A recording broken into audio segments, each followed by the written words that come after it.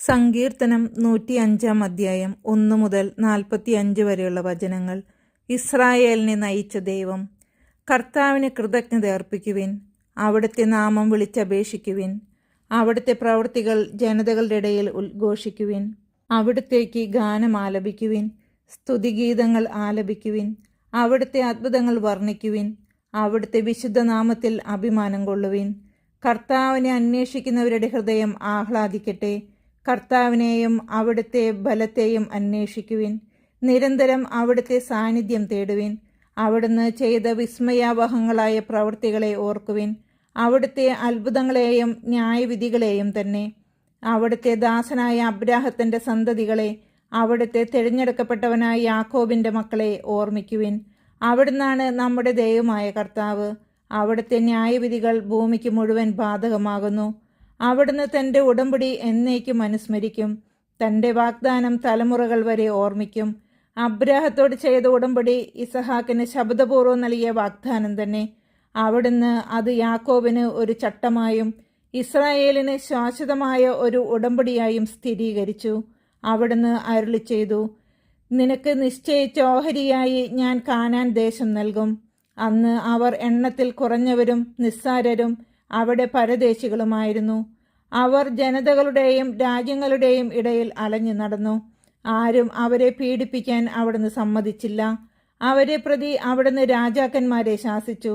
എൻ്റെ അഭിഷിക്തരെ തൊട്ടുപോകരുത്, എൻ്റെ പ്രവാചകർക്ക് ഒരു ഉപദ്രവവും ചെയ്യരുത് എന്ന് അവിടുന്ന് ആജ്ഞാപിച്ചു.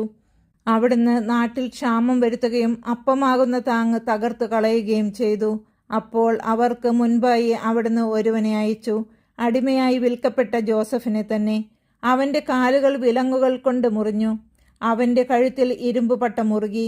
അവൻ പ്രവചിച്ചത് സംഭവിക്കോളം കർത്താവിൻ്റെ വചനം അവനെ പരീക്ഷിച്ചു. രാജാവ് അവനെ ആളയച്ചു വിടുവിച്ചു. ജനതകളുടെ അധിപൻ അവനെ സ്വതന്ത്രനാക്കി. തൻ്റെ ഭവനത്തിൻ്റെ നാഥനും തൻ്റെ സമ്പത്തിൻ്റെ ഭരണാധിപനുമായി അവനെ നിയമിച്ചു. തൻ്റെ പ്രഭുക്കന്മാർക്ക് ഉചിതമായ ശിക്ഷണം നൽകാനും തൻ്റെ ശ്രേഷ്ഠന്മാർക്ക് ജ്ഞാനം ഉപദേശിക്കാനും അവനെ നിയോഗിച്ചു. അപ്പോൾ ഇസ്രായേൽ ഈജിപ്തിലേക്ക് വന്നു. യാക്കോബ് ഹാമിൻ്റെ ദേശത്ത് ചെന്നു പാർത്തു.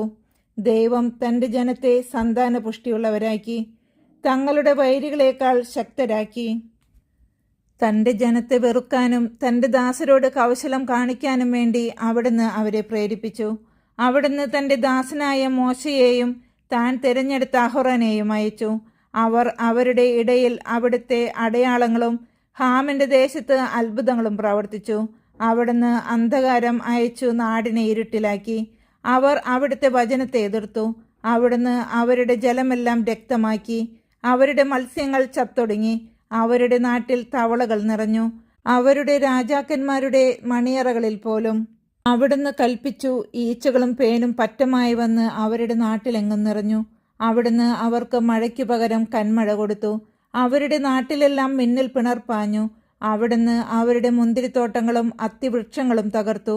അവരുടെ നാട്ടിലെ വൃക്ഷങ്ങൾ നശിപ്പിച്ചു. അവിടുന്ന് കൽപ്പിച്ചപ്പോൾ വെട്ടുകിളികൾ വന്നു. സംഖ്യാതീതമായി അവ വന്നു. അവ അവരുടെ നാട്ടിലെ സകല സസ്യങ്ങളും അവരുടെ വയലിലെ സകല വിളവുകളും തിന്നൊടുക്കി.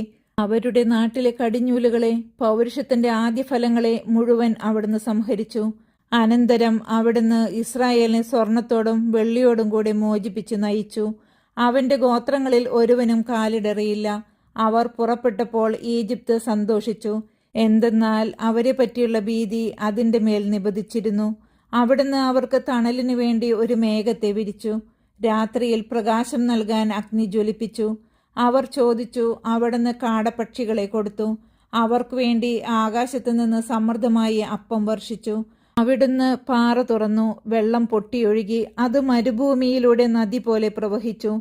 എന്തെന്നാൽ അവിടുന്ന് തൻ്റെ വിശുദ്ധ വാഗ്ദാനത്തെയും തൻ്റെ ദാസനായ അബ്രാഹത്തെയും അനുസ്മരിച്ചു.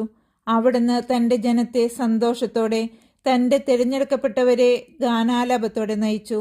അവിടുന്ന് ജനതകളുടെ ദേശങ്ങൾ അവർക്ക് നൽകി. ജനതകളുടെ അധ്വാനത്തിൻ്റെ ഫലം അവർ കൈയടക്കി.